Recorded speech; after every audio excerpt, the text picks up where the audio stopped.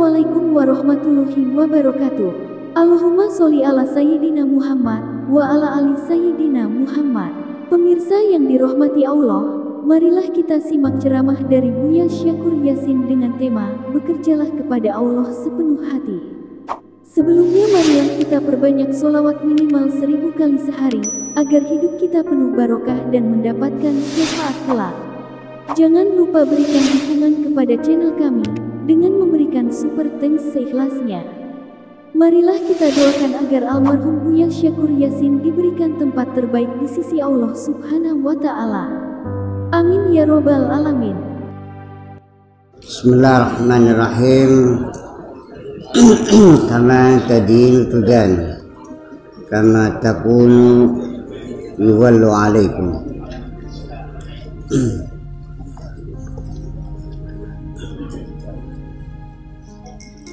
A'malukum amalukum. Amalmu adalah pekerja-pekerjamu. Ta'malu amala ahli nar. Kamu beramal dengan amalnya ahli neraka. Wa tarju minallah azza wa jalla al-jinan. Tapi yang kamu inginkan dari Allah pengen surga. Menggawe neraka pengen oli cicek beli iya. Pengen pintar tapi turu baik. Ya.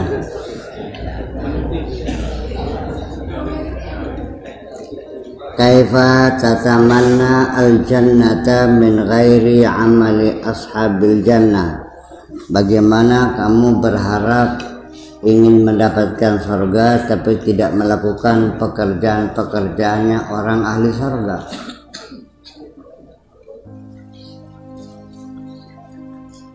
Arbabul qulub fi dunya,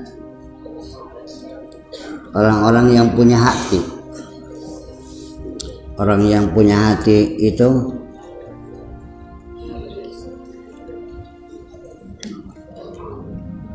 fid dunya alladzina amalu biqulubihim, yaitu orang-orang yang di dunia beramal dengan hatinya. Sahibul qulub, orang yang punya hati, ya bekerjanya dengan hatinya. La bijawarihim, bukan dengan raganya. Orang yang berjiwa bekerja dengan jiwanya, bukan dengan raganya. Fahasbu, bukan hanya raganya saja. Al-amalu bi ghairi muwata'atil qalbi isyaman, bekerja dengan tidak selaras dengan hati. Kerja apa itu? Ya.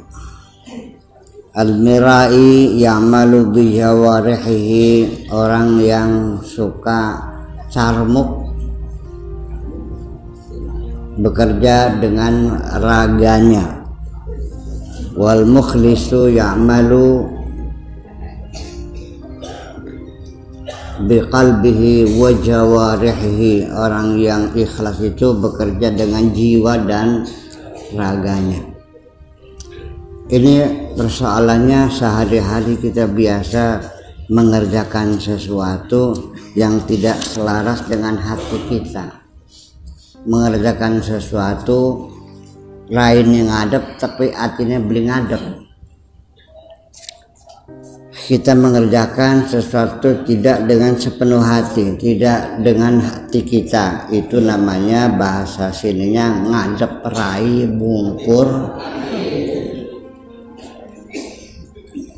Kayak siraknya, iya beli nggih, kurang beli ya, nggih giwar, iya nebak, ini gue mah dimpok gitu, iya, di belakangnya ya manggut kayak senggot, di belakang mah dikentutin, Arane ngadep rai mungkur hati. Jadi ketika kamu bekerja tidak dengan sepenuh hati, berarti ngempok Gusti Allah. Berarti ngadep rai mungkur hati maring Gusti Allah. Iya. Ya, itu. Amal apa itu? Ya. Jadi ya kita bekerja tuh ya dengan jiwa dan raga kita. Jiwanya bekerja, raganya bekerja. Terus ngomongnya ya ngomong juga, bekerja juga, hatinya bekerja juga. Jadi artinya ada orang yang ngomong, kebanyakan ngomong, kerjanya kecil, sedikit. Kalau banyak ngomong tanpa kerja namanya beo, kan gitu. Kalau banyak kerja tanpa ngomong namanya maling. Maling kalau kerja ngomong nggak? Jadi ngomong juga perlu, kerja juga perlu. Seimbang aja lah. Iya. Tapi kalau hati ya memang harus sepenuh hati. Apapun pekerjaan yang kita lakukan, kalau tidak sepenuh hati, tidak akan pernah sempurna. Dan kerjanya nggak pernah benar. Kamu sembahyang nih nggak pernah sepenuh hati, jujurlah.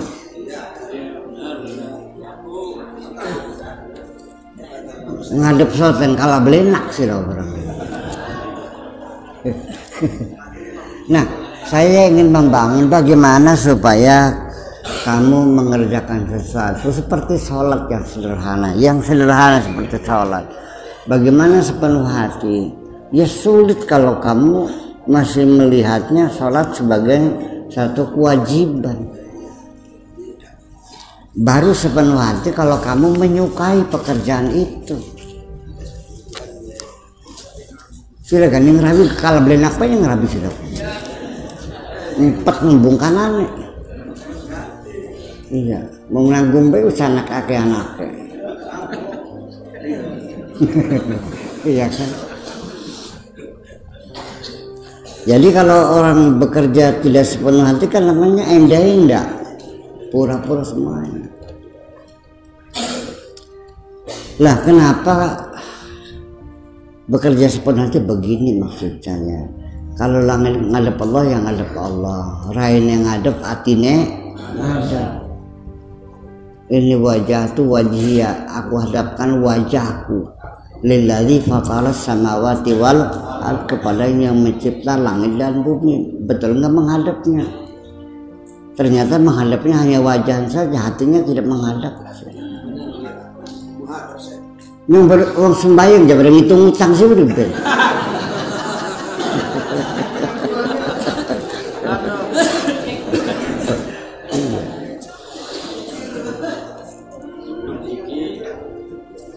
Gini.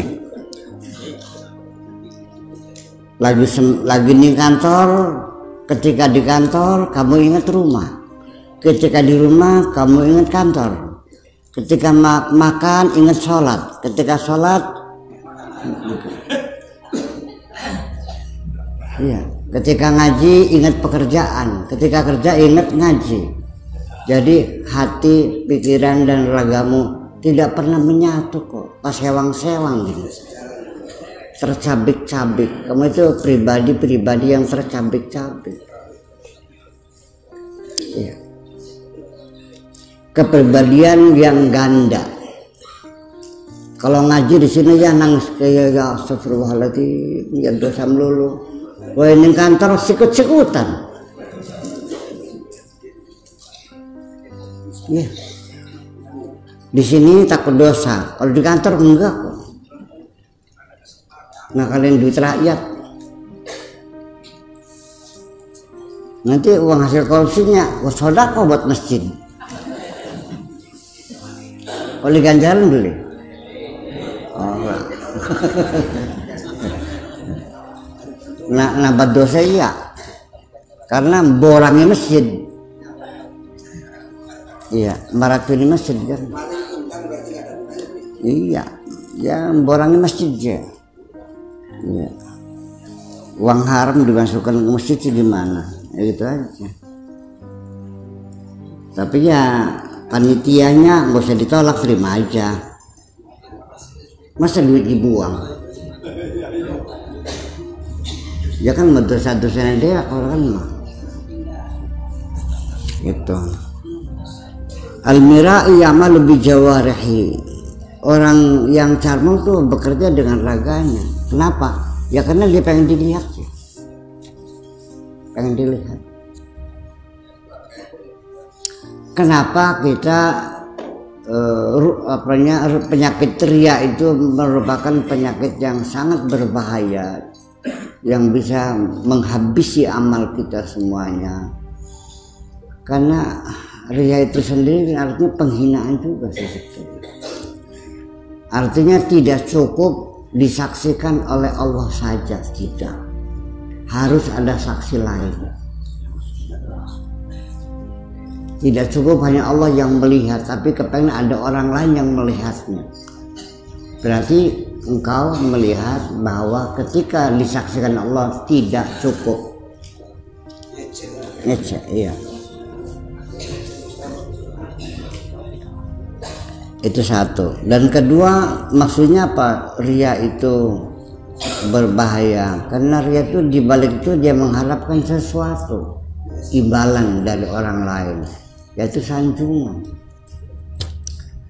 Imbalan sanjungan itu tidak sembarangan loh, harganya mahal orang mendapat sanjungan tuh. Masih murah geblong di karo pengalem. Di Pasundan ada geblong, ada, ya namanya lah geblong. Ketuk, lain bukan ketuk. Lindrik, lindrik. Wah, bukan. Apa bedanya geblok kalau blengok?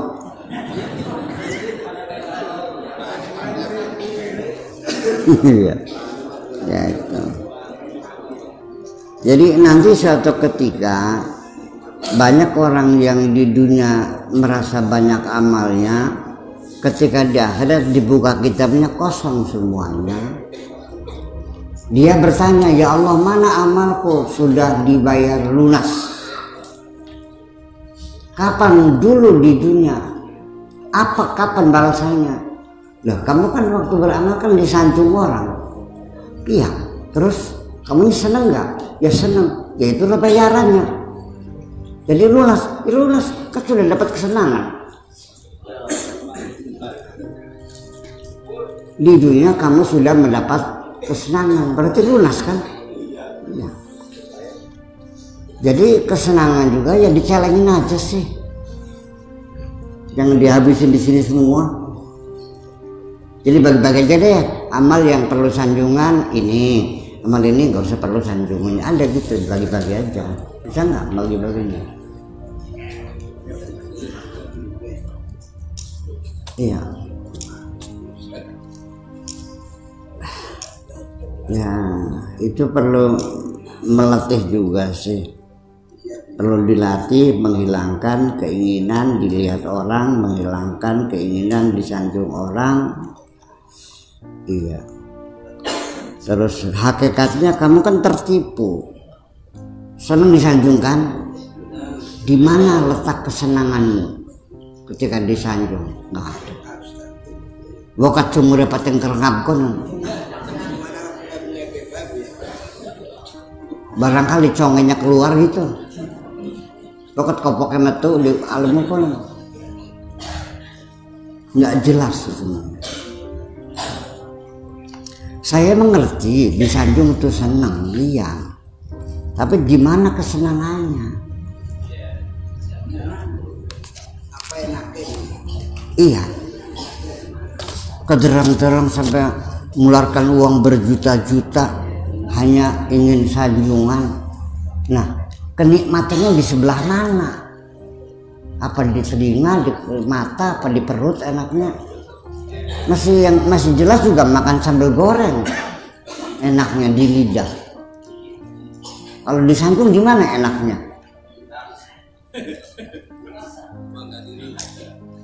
Lah, jambu alas ya ada enaknya. Sambil megang tetek kan enak. Beri nyelapakan duit kan beli. Ada enak terasa nih. Nah kalau disanjung di mana enaknya? Lah ya itulah masalah.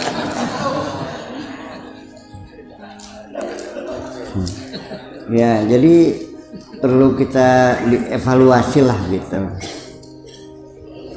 Oke. Lalu wal mukhlisu ya'malu biqalbihi wa jawarihi. Ya'malu biqalbihi qabla jawarihi. Bekerja dengan hatinya sebelum dengan raganya. Artinya apa yang dia kerjakan itu sudah terprogram lebih dahulu.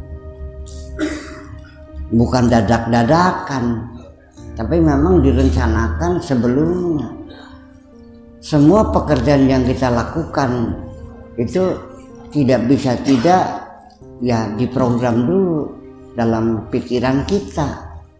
Besok mau ke Jakarta, kan sudah muncul keinginan ke Jakarta, terus bajunya disetrika, terus kopernya dibersihin, terus sepatunya disemir, ya kan begitu. Duitnya dihitung, mobilnya dibersihin, bensinnya diisi full tank, olinya diganti, dan banyak lagi. Semua itu terpikir begitu. Besok ke Jakarta, secara serentak otak kita akan memerintahkan anggota badan kita untuk melakukan hal-hal yang berhubungan dengan keberangkatan ke Jakarta, kan begitu. Nggak bisa dakir itu, dadak mikir itu nggak ada, mendadak-dadak gitu. Nah, secara kebetulan kita ketemu dengan orang secara kebetulan, tidak pernah direncanakan. Ya, kita juga sodako, sering sodako secara kebetulan, nggak niat sodako, cuman di tengah jalan tuh, ya kan. Tetapi ketika itu juga hati bergerak dulu, lu kasihan ya. Cari uang 5.000 kasih situ. Jadi sebelum kita mengeluarkan uang itu kan hati kita menyuruh dulu itu kasih orang miskin. Tetap bagaimanapun jaraknya tidak sangat dekat sekali, tapi tetap dulu terprogram dulu bahwa itu ada orang miskin lagi butuh duit, kasih dong, bergerak. Hanya bedanya beberapa detik saja, beberapa menit kan gitu. Itu bedanya. Tapi ketika kamu menjadikan uang tanpa ada keinginan, tanpa ada siapa sih? Nah, itu semuanya bahwa ya'malu biqalbihi qabla jawarihi. Al-mu'min hayyun wal munafiqu mayyitun. Mukmin itu hidup, munafik itu mayit, mati. Kenapa munafik itu mati? Karena orang munafik itu orang yang tidak punya ideologi. Orang munafik itu orang yang tidak punya keyakinan apapun, tidak ada yang diyakini. Yang ada adalah apa yang menguntungkan. Ketemu sama yang bendera merah, ngaku bendera merah. Yang bendera kuning, melu bendera kuning. Jadi benderanya apa dia? Nggak ada. Ketemu orang beriman, kalau amannya. Ketemu sama setannya, kalau inna ma'akum, inna nahnu mustahzi'un. Ketemu orang beriman, aku beriman. Ketemu orang kafir, ikut kafir. Ketemu orang yang tidak bertuhan, ngakunya tidak bertuhan. Jadi dia bertuhan enggak? Tidak. Dia munafik tidak. Dia ateis bukan? Ya bukan juga. Jadi orang munafik itu nol. Orang beragama Nasrani, beragama Yahudi, beragama Buddha, beragama Hindu, beragama Islam. Kalau orang munafik ketemu orang Hindu ngaku Hindu, ketemu orang Nasrani ngaku Nasrani, ketemu orang Islam ngaku Islam. Jadi orang munafik ada agamanya enggak? Ada. Hindu bukan, Nasrani, Islam bukan, ateis juga bukan. Jadi bukan nol, minus. Iya, ya bangkai mati udah. Itu makanya.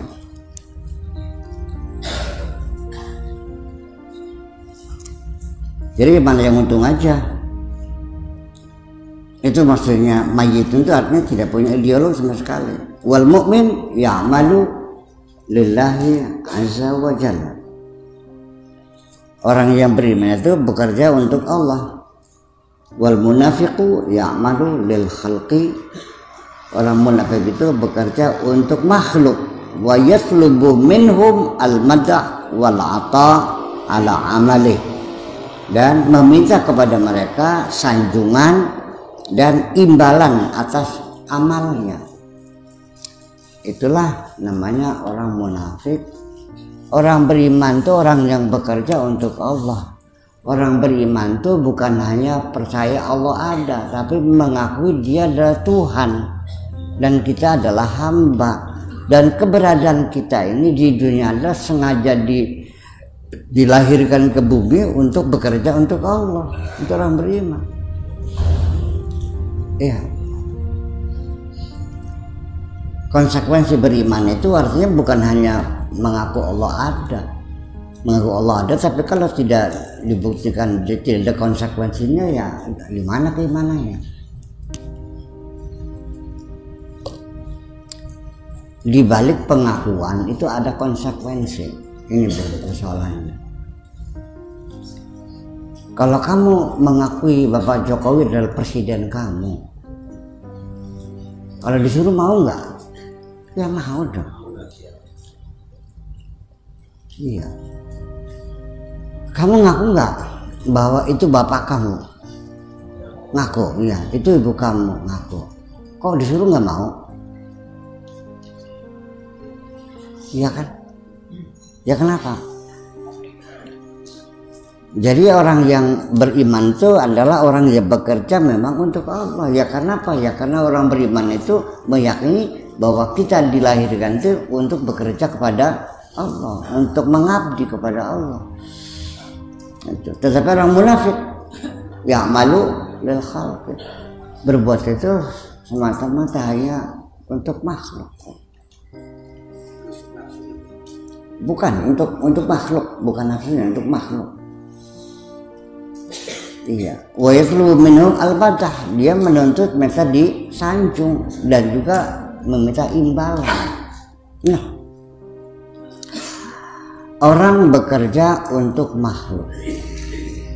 Gimana bedanya orang yang bekerja untuk Allah? Ya jelas dong. Kalau orang bekerja untuk Allah, kalaupun dia minta imbalan, ya mintanya kepada Allah dong. Kalau dia itu bekerja untuk Allah, kalaupun dia mengharap sanjungan, ya mengharapkan sanjungan dari Allah. Begitu enggak? Kalau orang bekerja untuk makhluk, dia pengen disanjung oleh siapa? Kalau dia minta imbalan untuk siapa? Minta imbalannya dari siapa? Berarti Tuhannya siapa?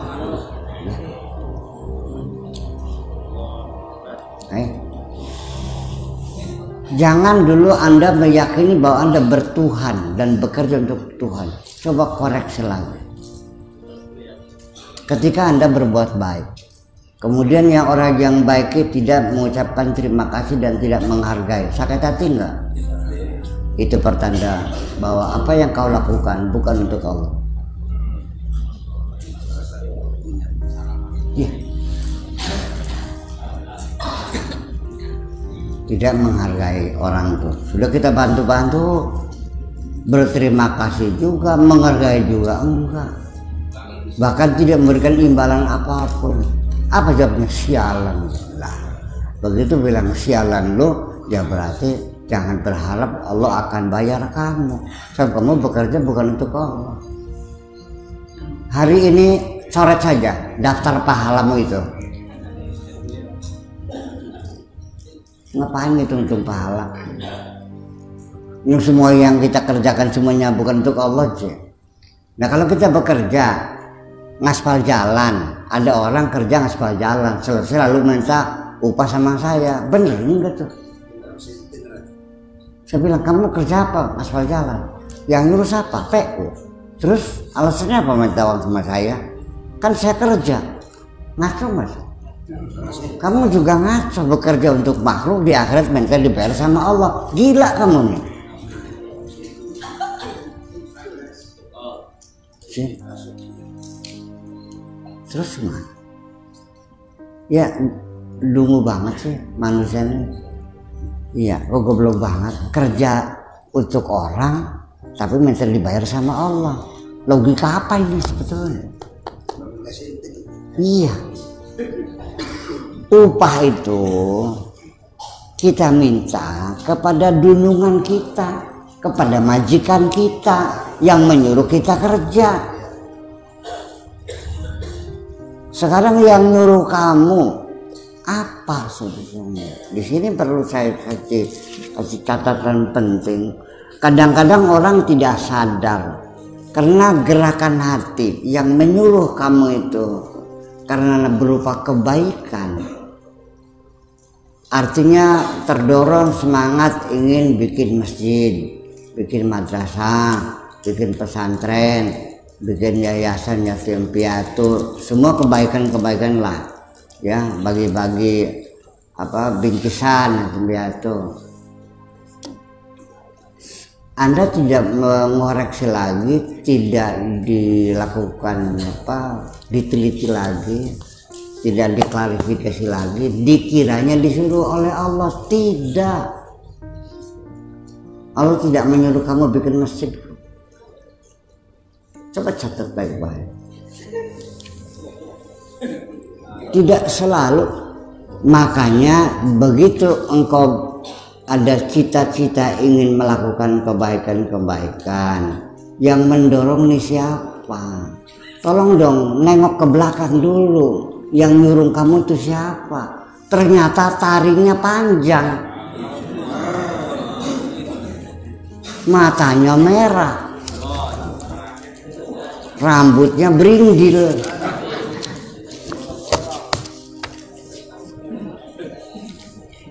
Banyak sekali kita tertipu dikiranya karena ini kebaikan-kebaikan, tempat ibadah, tempat ngaji, dikiranya itu disuruh Allah. Tidak kok. Kamu bikin madrasah dengan sengaja karena dendam kamu ingin mematikan temanmu yang punya madrasah itu. Aku lebih hebat dari dia. Mari kita buktikan. Nah, sekarang begini, ada nggak orang punya pesantren, dia marah ketika ada orang lain bikin pesantren di sebelahnya? Kenapa? Jadi yang nyuruh kamu bikin pesantren siapa? Kalau iya itu disuruh Allah, pasti kamu akan senang. Alhamdulillah saya punya teman, bagi-bagi tugas dong. Kalau kita ngurusin umat Jawa Barat kan nggak mungkin bisa sendirian. Malah kita datang, apa yang perlu saya bantu? Kurang guru nanti saya kirim gurunya. Ini emang enggak dimusuhi. Berarti untuk siapa kamu bikin pesantren? Untuk membesarkan dirimu sendiri karena kepengen disebut kiai. Sira ku kederang-derang temen pengen dadi kiaiku ya.